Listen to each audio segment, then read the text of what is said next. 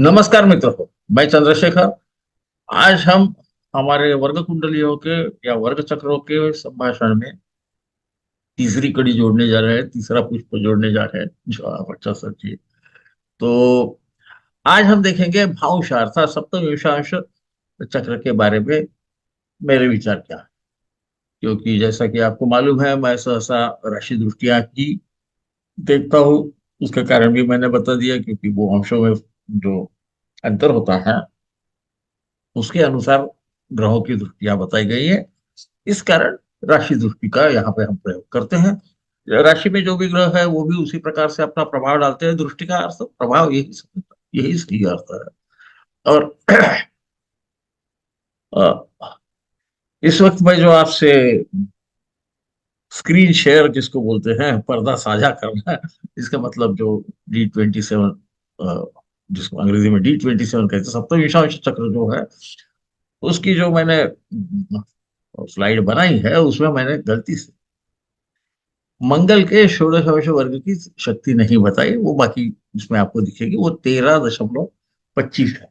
और इसे याद रखना। मैं फिर से तो बनाता नहीं, वो एक बार बन गई तो बन गई, है ना। तो थोड़ा उम्र का तकाजा है, तो कभी कभी एक आधी चीज भूल जाता हूँ। पर आज देख रहा था मैं, तो मेरे ख्याल में है कि ये रह गया। तो खैर, ये अलग विषय है। हम फिर से वॉरेन बफेट साहब का ही देखेंगे। भावश से क्या देख रहा, भ का अर्थ नक्षत्र, नक्षत्र का अर्थ, भ का अर्थ अनेक होते हैं, आकाश भी होता है, पर नक्षत्र के अर्थ में रहते हैं। इसलिए भावश 27 नक्षत्र हम देखते हैं, इसलिए भावश कहा गया है। सप्तविशांश भावश D27 एक ही बात। तो इससे क्या देखा, आपको पता है कि मैं सहसा थोड़ा सा पुराने विचारों का होने से, जो ऋषियों ने कहा उसके परे जाना नहीं चाहता। तो पराशर जी ने कहा है, भावशे चैव बला बलम। इसका मतलब शक्ति और हमारी क्षीणता जो है वो भावश से देखिए। अब ये शक्ति जो होती है, ये एक मानसिक होती है, दूसरी शारीरिक होती है। मानसिक शक्ति हम सहसा तीसरे भाव से देखते हैं, जिसे हम पराक्रम का भाव, है ना। और शारीरिक शक्ति हम लग्न से देखते हैं। तो हम क्या करेंगे कि भावश में या D27 में, सप्तविंशांश चक्र में,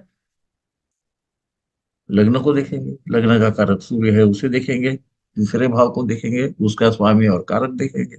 और इन पे क्या क्या परिणाम होते हैं, इससे हम क्या समझ सकते हैं शारीरिक बल और मानसिक बल के बारे में। तो ये अर्थात लग्न या आत्मबल भी बताता है।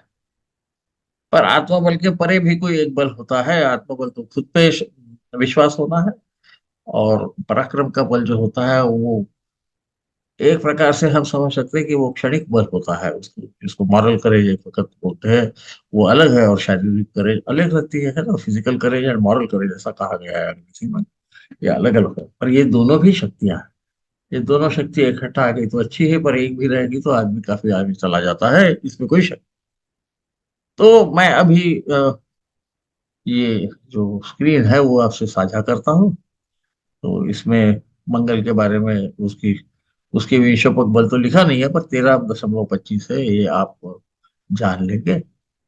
और जैसा कि हम अभी तक करते आए हैं उसी प्रकार अभी भी, इस समय भी हम क्या करेंगे कि बाएं तरफ में हमारा उनका जो राशि चक्र है, मूल राशि चक्र, जन्म लग्न चक्र, वो है दाहिने बाजू में भविष्य चक्र। यहाँ पर हम देख रहे हैं कि वृश्चिक राशि का उदय होता है, तो लग्नाधिपति मंगल होगा, है ना। और कारक जो है वो सूर्य देव रहेंगे। सूर्य हमने देखा है यहाँ पर कि गुरु और बुध के साथ में होके वो खुद के उच्च नवमांश में, सप्तमांश में स्थित है। तो इनको बल मिल गया, यद्यपि वो षष्ठ भाव है। ये काम करने का भी भाव है, इसे मत भूलिएगा। तो यहाँ पर वो बैठे हैं। और ये सूर्य जो है, ये लग्न को ही देख रहे हैं। इनका प्रभाव लग्न पर भी है, तो कारक का प्रभाव लग्न पर भी है। मंगल जो है, जो लग्नाधिपति है, वो खुद सप्तम भाव में स्थित है। वो शुक्र के नवमांश में तो है, परंतु वो केंद्र में स्थित होने से उनको केंद्रादि बल प्राप्त हो गया। तो शारीरिक बल तो अच्छा ही होना चाहिए, जहां तक कि हम समझते हैं। और आपको पता है कि ये 90 पार कर गए हैं और अभी भी काम करते हैं। तो शारीरिक शक्ति का तो कोई अभाव है नहीं। अब मानसिक शक्ति का क्या करते हैं? मानसिक शक्ति यानी जहाँ पराक्रम करते हैं, रणांगण में जो शक्ति हम प्रयोग करते हैं। अब ये जो रण है, ये कर्म क्षेत्र जो है, ये एक रण ही है। तो जो भी कर्म होगा वहां पर भी उसको भी रण समझ लेना। तो तृतीय इसकी हम देखते हैं क्या है, तृतीय शनि। शनि जो है ये द्विस्वभाव राशि में होने से सभी द्विस्वभाव राशियों को वो उस पर दृष्टि डालते हैं, और वहां पे स्थित ग्रह भी इन पे दृष्टि। तो आपको पता ही है कि हम जैमिनी में या अदरवाइज भी जब देखते हैं तो जहां पर भी ज्यादा ग्रह का प्रभाव होता है वो बल पुष्ट हो जाता है, भाव भी पुष्ट हो जाता है। वहां के ग्रह भी थोड़े बहुत पुष्ट समझे जाते हैं। तो यहाँ पर शनि जो है त्रिकोण में स्थित होकर इनको भी केंद्रादि बल प्राप्त है। और इन पे राहु, शुक्र, केतु, चंद्र, ये सब अपना प्रभाव डाल रहे हैं। और हमें मालूम है कि देखिए इसमें जो शुक्र है ना, ये नीच सप्तम ईशांश में बैठे हैं। और उस वजह से शायद इनके जो पराक्रम क्षेत्र में जो इन्होंने टेक्सटाइल के कपड़ों की जो एक कंपनी खरीदी थी, वहां पे उनको उतना यश न प्राप्त होने से उन्होंने उसी कंपनी को फिर ये इन्वेस्टमेंट कंपनी में तब्दील कर दिया, जिसे बर्कशायर हैथवे के नाम से हम जानते हैं, जो बहुत प्रसिद्ध है। राहु भी है, तो नैसर्गिक है कि राहु की आदत किसी भी चीज के गहराई में जाने की है। वल्मीक में राहु रहता है ऐसा कहा गया है, यानी सांप की बांबी या दीमक की बांबी में रहता है। वो तो अंदर में जहां दिखता नहीं वहां जाता है। वही कार्य उनका था। और मुझे ऐसा लगता है, मैंने पहले भी कहा है, मैं शनि को ये जो सट्टा बाजार बोलते हैं उसको, शेयर मार्केट, इसका कारक समझते हैं। क्योंकि इसमें नुकसान नफा दोनों भी होते हैं, और बहुत ज्यादा आदमी को धैर्य और समय, ज्यादा समय तक किसी भी चीज का विचार करने की क्षमता लगती है, रुकने की भी क्षमता लगती है, हार भी मानने की क्षमता लगती है। इसलिए शनि को मैं उसके अष्टम और 12वें के वो कारक होने की वजह से अचानक धन लाभ या अचानक धन की नुकसान हो जाना दोनों भी आते हैं। तो इन पे ये सब देखते हैं, केतु चंद्र है तो ये कुछ ना कुछ बदलने वाला पराक्रम होगा, कभी छोड़ भी देते होंगे वगैरह, तो वो शेयर मार्केट वाले करते हैं। उसमें मैंने ज्यादा टिप्पणी करने की जरूरत है, उसका कोई मैं विद्वान नहीं। हाँ, बुध जो है वो षष्ठ भाव में है, और वो 11वें के स्वामी होने से इसकी कमाई की शक्ति जो है या धन की शक्ति जो है वो बुध से आती है, ऐसा हम बोल सकते हैं। अ, इतना ही मैं उसे कहूंगा। परंतु आप देख रहे हैं कि शक्ति दोनों तरफ में अच्छी है। फिर शरीर का क्या हो गया, शरीर की शक्ति हमने देखी यहाँ पर, वहां पे कुछ तो गड़बड़ है। अष्टम भाव में राहु स्थित, और उनपे केतु और चंद्र देख रहे हैं, शुक्र भी देख रहे हैं, शनि भी देख रहे हैं। हो सकता है कि जो ये शरीर का हिस्सा है यहाँ कुछ ना कुछ इनको तकलीफ होगी। और आपको मालूम है कि उनको प्रोस्टेट का कैंसर हो गया था। अब मेरा ऐसा मानना है, सहसा केतु चंद्र का जब भी संबंध आता है, या केतु का चंद्र राशि से जब संबंध आता है, तब यदि कुछ बीमारी हो जाए, और वहां पर सहसा गुरु का भी संबंध, मूल लग्न संबंध में होना चाहिए कहीं ना कहीं। पर ऐसा होने के बाद बहुत से बार आदमी को कैंसर के समान बीमारी हो सकती है, होगी ही ऐसा जरूरी नहीं है, कृपया इसे समझ, है ना।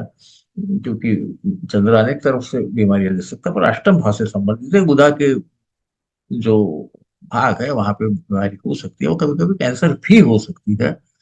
वो जो परिणाम है वो यहाँ दिखाई देता है, लग्न चक्र में नहीं दिखाई देता, आपने देखा होगा। इसीलिए मैं कहता हूँ कि इनकी जो छटाएं हैं लग्न चक्र की, किसी छोटी छोटी चीजों की, वो हमें वर्ग कुंडलियों से मिलती है। मैं कभी भी ये बोलने में कतराता नहीं हूं कि मैं खुद जब किसी राशि चक्र का अ, विश्लेषण करता हूँ, तो सहसा मैं लग्न कुंडली और नवांश की तरफ ही ज्यादा ध्यान देता हूँ। यदि मुझे कुछ लगे कि मुझे ये समझ नहीं आ रहा, तो क्या ये राशि चक्र सही है या नहीं है, तो फिर मैं वर्ग चक्रों की तरफ जाता हूँ। इनकी कुंडली में भी मैं ऐसा ही करूँ। तो ये आपको इसलिए बता दिया कि कहीं देखो, हम जो नहीं करते वो हम करते हैं, ऐसा बोलने में कोई विद्वत्ता नहीं है, और सच बोलना ही चाहिए। तो कई बार लोगों को थोड़ा सा ये अटपटा भी लगता है, पर मुझे लगता है कि सत्य बोलना ये भी है, ज्योतिष को आना ही चाहिए, है ना। तो खैर, ये तो भाषण ज्यादा हो गया, पर इसलिए हमें ये समझ लेना है कि सप्तमी विश्वास से हम क्या देखें। क्योंकि ऐसा बोले तो वो तीसरे भाव से संबंधित है, तो हम भाई भी देख सकते हैं, हम देख हम सब सकते हैं। फिर भी अलग अलग जो वर्ग चक्र दिए उनका अलग अलग किस उद्देश्य से उनका प्रयोग करना, ये भी पराशर जी ने बताया। पराशर जी ने जरा विस्तृत बताया, बाकी लोगों ने इतना विस्तृत नहीं बताया। जैमिनी ने एक कौलुक वगैरह में बताया है ना, वो हम जिसको D30 बोलते हैं, पर वो अलग ढंग से देखते हैं, तो उसमें बताया है उन्होंने। परंतु वो एक ही भाग पे ज्यादा क्या बोलते हैं, केंद्रित है, कि जहाँ वर्ग चक्र के बारे में, ऐसा मुझे याद है नवमांश चक्र के बारे में बोलते, तो वो कारकांश के दृष्टिकोण से। हालांकि वो मना नहीं करते, वो भी बोलते हैं पदे लगने मदे वापी, ऐसा एक श्लोक है कि इनमें सब में देख सकते हो आप। तो कभी कभी अवान्तर में बोल देता हूँ, तो आप मुझे माफ कर दीजिएगा।